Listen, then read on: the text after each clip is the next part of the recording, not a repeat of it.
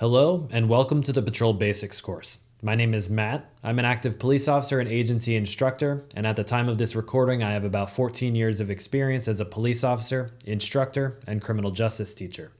This first video is an introduction for training staff and command staff members. Before reviewing the course, I want to explain why this program was created and what problem it is designed to solve. In my role as an instructor, I've had the opportunity to test and evaluate the knowledge of a large number of new officers and deputies. This testing consistently revealed several specific areas where trainees would benefit from additional instruction. Here are a few concerning examples from our testing data with trainees that have already completed the academy. Nearly 50% of trainees believe reasonable suspicion is essentially a hunch or a gut feeling rather than a legally defined standard. And just over 30% incorrectly believe that reasonable suspicion allows them to do a pat-down or frisk to check a suspect for contraband or evidence, when in reality it can only be done to check for weapons. And for the record, this is not a discussion of the plain feel exception, where you check a person for weapons, but you can feel something that's obviously contraband or evidence. This is the incorrect belief that you can do a pat-down specifically to check for evidence or contraband. About 1/3 of trainees fail to recognize that in the vast majority of cases, anonymous tips require independent corroboration before officers can make stops, detain, or search someone based on that information. Roughly 30% believe that the electronic contents of a cell phone can be searched incident to arrest and without a warrant if they reasonably believe the phone contains evidence of the crime for which the person was arrested. And a little over a quarter of trainees believe they can demand identification from passengers in a vehicle when the only reason for stopping that vehicle was a traffic violation committed by the driver. Now, those are just a few examples, and as an instructor, I'm sure you've seen the blank stares from a classroom full of trainees when you ask them to name things like the exception to the search warrant requirement, or to explain what the Carroll Doctrine is and when it applies, or when exactly a person is considered in custody for Miranda purposes. All of these topics were covered in the academy and were almost certainly reviewed during your agency's in-house training program. Yet many rookies still struggle to discuss them at the level that's required for them to be competent patrol officers on the street. So that's exactly why this course was created, to reinforce and improve retention of the most important legal and procedural topics, and to help improve the general policing knowledge of new officers and deputies as they begin their careers. The Patrol Basics course isn't necessarily the most exciting training that an officer will receive, but its value comes from the fact that it covers the information that patrol officers absolutely need to know to be capable of doing their jobs correctly. Now for some brief instructions on how to navigate the course. You're currently viewing the FTO version of the course, which provides unrestricted access to all training topics and allows you to review any section at any time. This version is designed for FTOs to use as an on-demand training library to improve one-on-one instruction with trainees in the field. It's also best for you to use this version to evaluate the course content. The trainee version, which your rookies would complete, contains the same course content, but requires that each video is watched in its entirety, each quiz is passed before moving on to the next section, and it requires that the course is completed in order from start to finish. To navigate the course, use the drop-down menu in the upper right corner of the screen and select any training topic you want to review. The course starts by discussing some basic patrol tactics, traffic stop tactics, and strategies for responding to in-progress crimes. Significant portions of the course are then dedicated to crime scene management, reasonable suspicion stops, Miranda, and various Fourth Amendment-related issues. These are topics that agencies consistently identify as the most valuable and impactful sections of the program. If you only have time to review a few sections of the course, I recommend starting with Part 21, Introduction to Reasonable Suspicion Stops, and continuing through Part 26. These sections cover everything rookies need to know about reasonable suspicion stops and will give you a good sense of the content and training style used throughout the course. If you have more time, I also encourage you to review the modules on crime scene management, Miranda, and Fourth Amendment-related issues. Thank you for taking the time to review the Patrol Basics course. I hope you find it to be a valuable tool for improving your trainees' retention of the most important policing knowledge and skills. If you have any questions or would like more information, please feel free to reach out to me anytime. Thank you.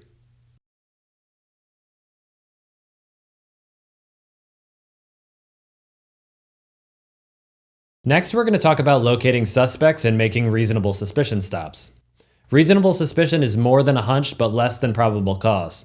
It's best defined as specific and articulable facts and rational inferences that can be made from those facts that would lead a reasonable officer to believe that an individual is committing, has just committed, or is about to commit a crime. It's the standard of proof that's necessary to stop and temporarily detain someone for the purpose of investigating their potential involvement in criminal activity. And if after making a stop, an officer has a reasonable belief that the person they stopped is armed and dangerous, then a frisk can be conducted for the purpose of checking for weapons. It needs to be noted that the stop and the frisk are two separate actions. They don't automatically go together. The stop is lawful if you have reasonable suspicion that the person is involved in criminal activity. The frisk is lawful if you have a reasonable belief that the person you stopped is armed and dangerous. The most common example of when a frisk is justified is when an officer stops someone who is suspected of committing a crime involving. But anytime an officer stops someone and they reasonably believe that the person is armed and dangerous, then a frisk can be conducted.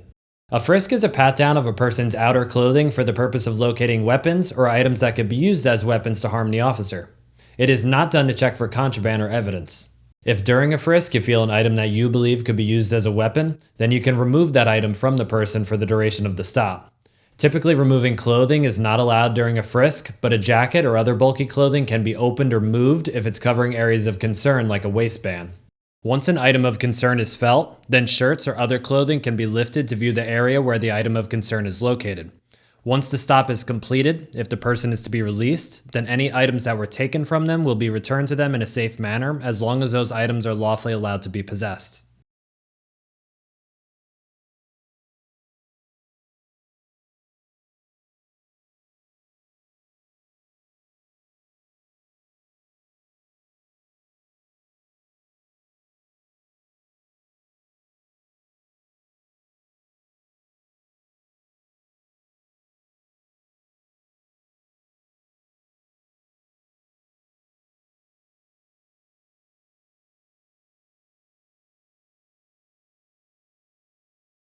When determining if the reasonable suspicion standard has been met, the courts will evaluate the totality of the circumstances.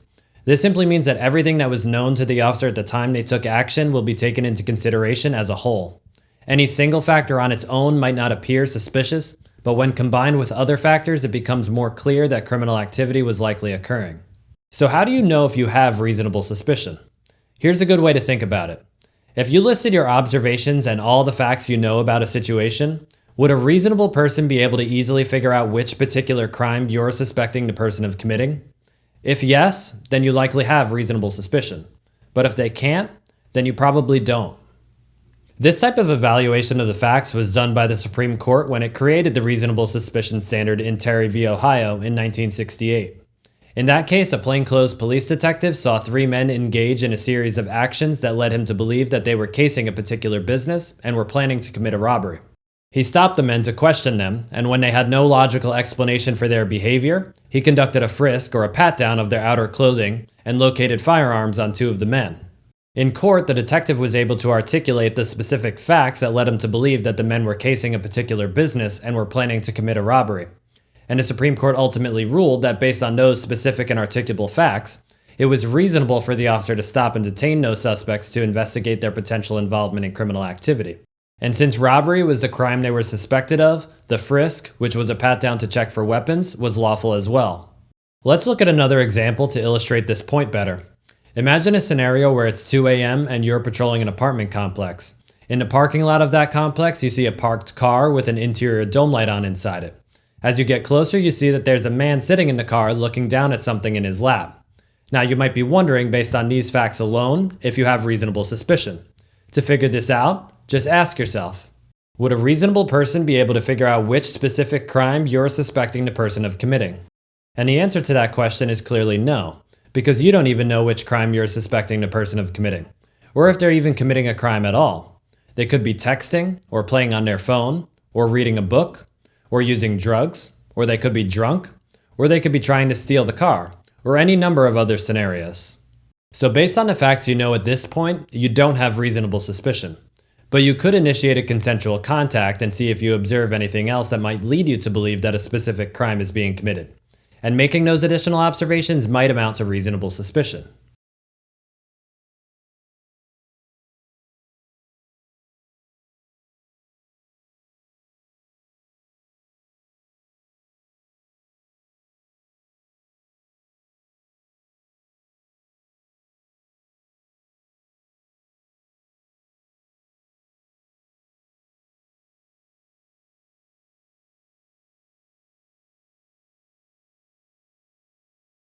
It's easiest to think about reasonable suspicion stops by breaking them down into two different categories, either reactive stops or proactive stops. Reactive reasonable suspicion stops are known as fitting the description stops. They take place when a victim or witness to a crime provides a suspect description to the police, and an officer finds someone that fits that description. Proactive reasonable suspicion stops take place when an officer is on patrol and comes across suspicious behavior on their own. First, let's talk about reactive stops. The first thing we need to do is evaluate the information being provided by the 911 caller. This includes determining if what's being reported is even a crime. There are plenty of people that call 911 to report an incident that isn't actually a crime. So if no crime was committed, then you don't have reasonable suspicion and it would not be lawful to make a stop based on that information. We also need to take note if we're dealing with a caller that's requesting to remain anonymous. Information from this type of source is considered less reliable than information provided by identifiable witnesses and victims. On its own, a suspect description and an accusation of criminal activity that is provided by an anonymous caller is not enough to conduct a reasonable suspicion stop. This information would need to be corroborated with some additional objective facts in order to make a lawful stop. In other words, you need to have something else that leads you to believe that the individual in question is actually engaged in criminal activity. Also keep in mind that there's a big difference between an anonymous caller that's reporting a domestic violence incident at their neighbor's house and an anonymous caller that's accusing the neighborhood kids of selling drugs. It's much easier to corroborate the domestic violence information. You could just go to the possible incident location and listen for screaming. If you don't hear anything, then you could just knock on the door and see if it looks like anyone's just been in a fight. Those types of anonymous calls are essentially domestic violence welfare checks. You're there to make sure that everyone is okay. These types of calls need to be thoroughly investigated. But for the anonymous call about the kids that might be selling drugs, corroborating that information is much more difficult. If you wanted to, you could initiate a consensual contact, but most likely you'll just keep an eye on them and see if you observe anything suspicious in the future.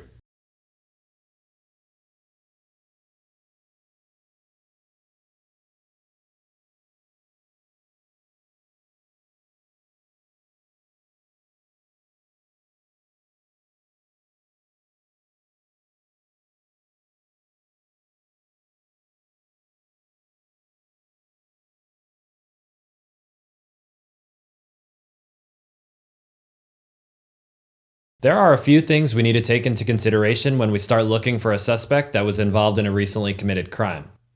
First, we'll take note of the suspect's description, and then where we'll look will depend on the suspect's method of travel when leaving the scene, their direction of travel if it's known, and the amount of time since the suspect left the scene. Then we'll make an estimate as to how far away from the scene the suspect could make it in the time since the crime was committed. For example, if a suspect left on foot 5 minutes ago, then we'd have to estimate how far a person can run in 5 minutes. I'd say probably no more than about 3/4 of a mile. So you'd only be looking for a suspect that fits the description and is within 3/4 of a mile from the incident location. As more time passes, the search area expands to account for the greater distance that could be traveled in that time. Obviously, suspects that leave in vehicles or on bicycles can travel farther distances than people on foot, so the search area would be adjusted to reflect that. Ideally, we locate the suspect quickly, but if we don't, it's important to be aware that as time passes and the search area expands, there will be many more people inside the search area that could potentially fit the suspect's description. This is not a good thing because if a bunch of people fit the description, then our description on its own likely is not enough to be considered reasonable suspicion anymore. As an extreme example, think about if a crime happened 20 minutes ago at a Tampa Bay Lightning hockey game, and the suspect description is a white male wearing a blue Lightning jersey. There could be 5,000 people in the arena fitting that description, so obviously it wouldn't be lawful to stop all of them. You'd need at least another factor that differentiates the suspect from all the other white males that are wearing blue Lightning jerseys. Of course, that's an extreme example, but it does demonstrate the importance of getting a detailed suspect description.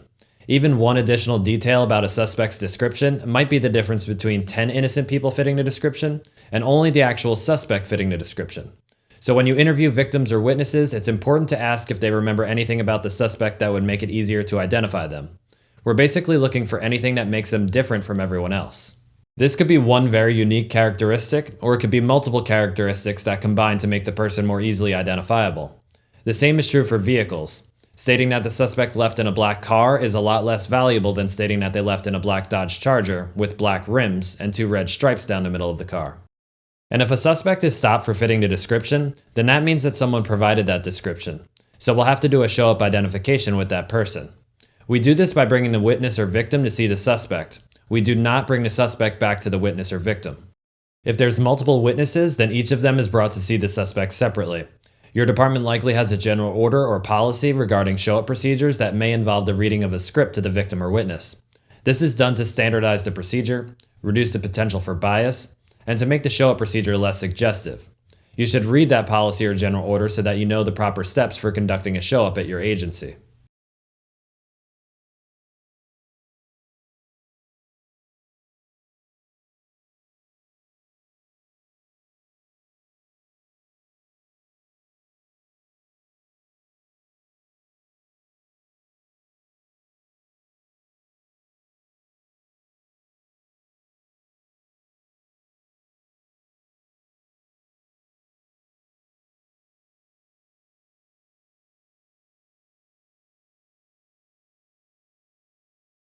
Now let's talk about proactive reasonable suspicion stops.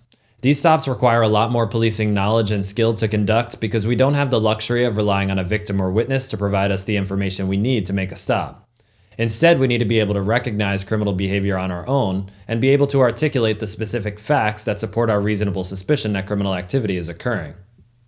So let's start by discussing high crime areas.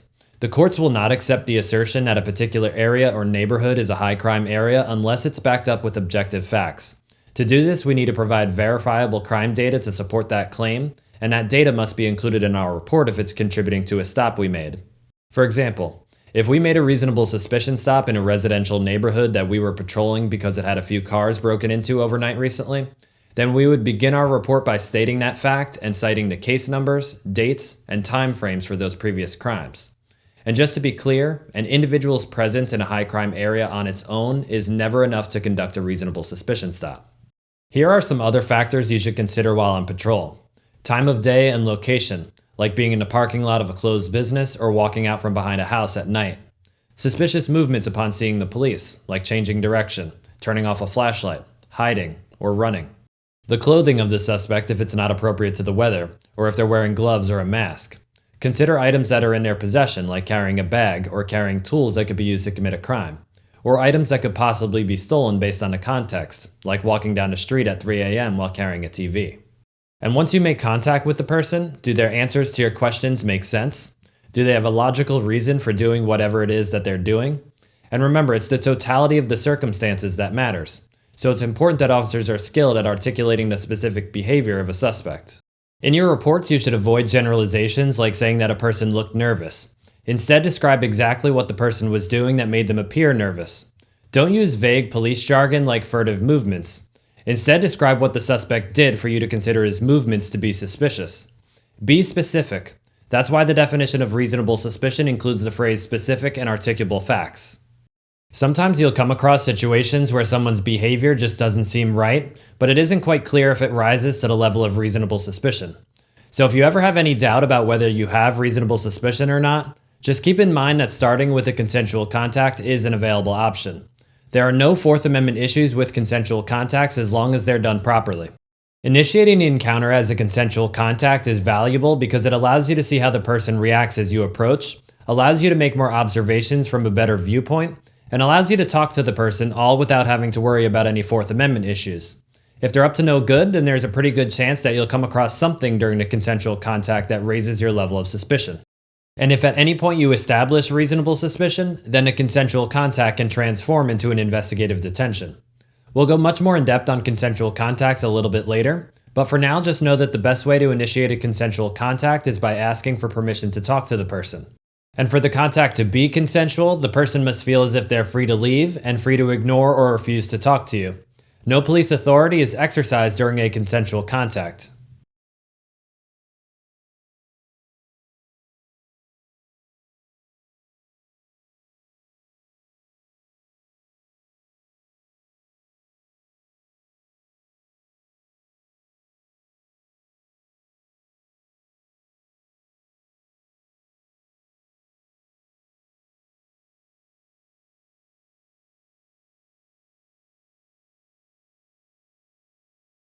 Now let's talk about some legal issues you need to avoid when making a reasonable suspicion stop. Reasonable suspicion stops are temporary detentions that are meant to investigate a suspect's potential involvement in criminal activity. If your actions during a reasonable suspicion stop go beyond what is authorized, then the courts will consider the stop to be a de facto arrest, which can lead to any charges that resulted from the stop being dismissed, any evidence that was discovered being ruled inadmissible, and also possibly to civil liability. A common way that a reasonable suspicion stop can become a de facto arrest is if the stop lasts longer than the amount of time that's reasonably necessary to effectuate the purpose of the stop.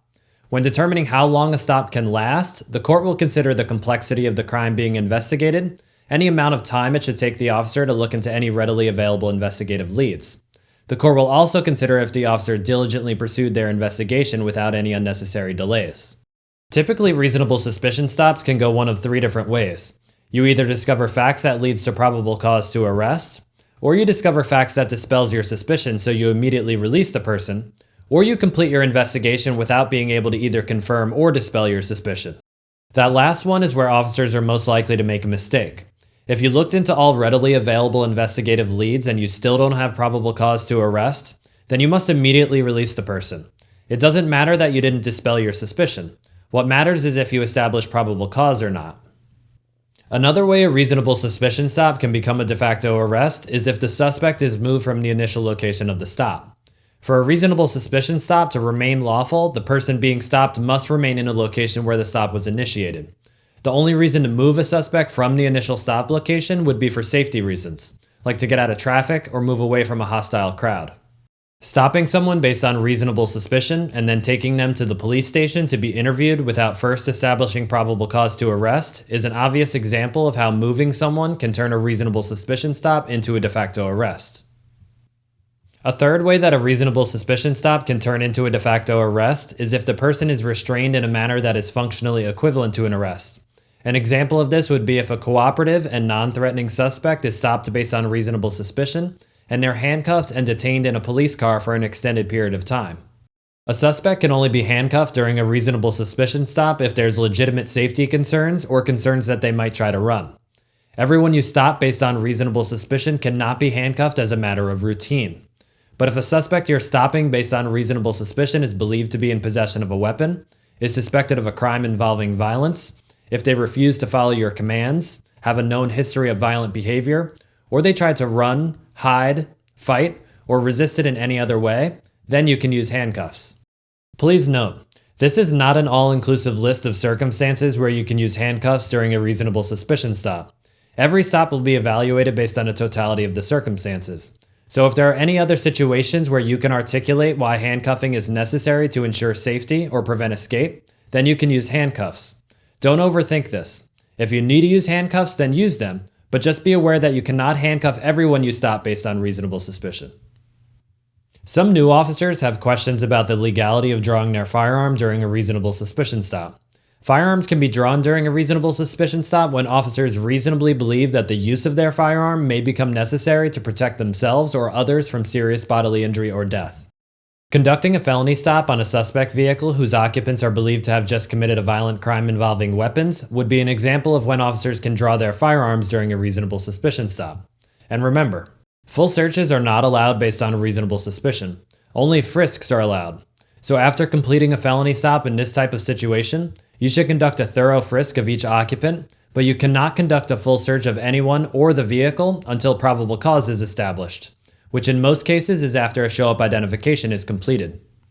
Our next topic is plain feel. As we know, a frisk is conducted after a reasonable suspicion stop is made, and there's a reasonable belief that the person is armed and dangerous. It is a pat-down for weapons. It is not a search for evidence or contraband. But if while conducting the pat-down an officer feels an item whose contour or mass makes its identity as contraband immediately apparent, then that item can be seized. If the officer is sure the item is not a weapon, but is unsure if it's contraband, then they cannot squeeze or manipulate the item in order to identify it. It should be noted that plain feel is a very rare occurrence, and it pretty much only applies if you feel a big bag of drugs strapped to someone's body.